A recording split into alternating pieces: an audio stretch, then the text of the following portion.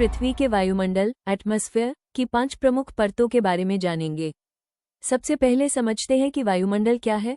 वायुमंडल पृथ्वी के चारों ओर गैसों का एक विशाल आवरण है। इसमें मुख्य रूप से नाइट्रोजन 78%, ऑक्सीजन 21% तथा अन्य गैसें पाई जाती हैं।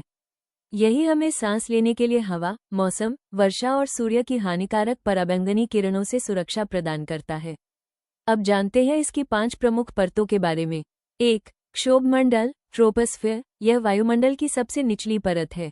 इसकी ऊंचाई लगभग 8 से 18 किलोमीटर तक होती है।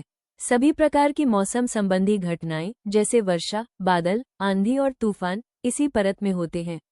वायुमंडल का लगभग 75% द्रव्यमान तथा लगभग पूरा जलवाष्प इसी परत में पाया जाता है। इस परत में ऊंचाई बढ़ने के साथ तापमान घटता है। 2. समतापमंडल स्ट्रैटोस्फेयर। ये परत लगभग 18 से 50 किलोमीटर तक फैली होती है। इसी परत में ओजोन परत स्थित है। ओजोन परत सूर्य की हानिकारक पराबैंगनी UV किरणों को अवशोषित करके पृथ्वी पर जीवन की रक्षा करती है। इस परत में ऊंचाई बढ़ने के साथ तापमान बढ़ता है। जेट विमान प्रायः इसी परत में उड़ान भरते हैं। 3. मध्यमंडल मेसोस्फेयर। ये परत लगभग 50 से 85 किलोमीटर तक फैली होती है। यह वायुमंडल की सबसे ठंडी परत है। अंतरिक्ष से आने वाले अधिकांश उल्कापिंड इसी परत में जलकर नष्ट हो जाते हैं। यहाँ तापमान लगभग -90 डिग्री सेल्सियस तक पहुँच सकता है।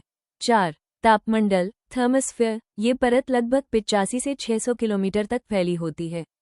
इस परत में तापमान 1500 डिग्री सेल्सियस या उससे अधिक हो सकता है। इसी परत में आयनमंडल आयोनोस्फेयर स्थित है, जो रेडियो तरंगों के प्रसारण में सहायता करता है।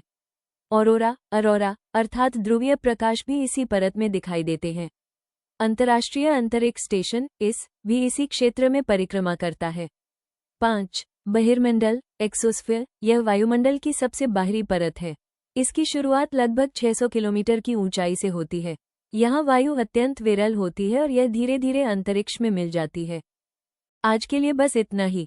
नेक्स्ट वीडियो के लिए चैनल सब्सक्राइब करें। धन्यवाद।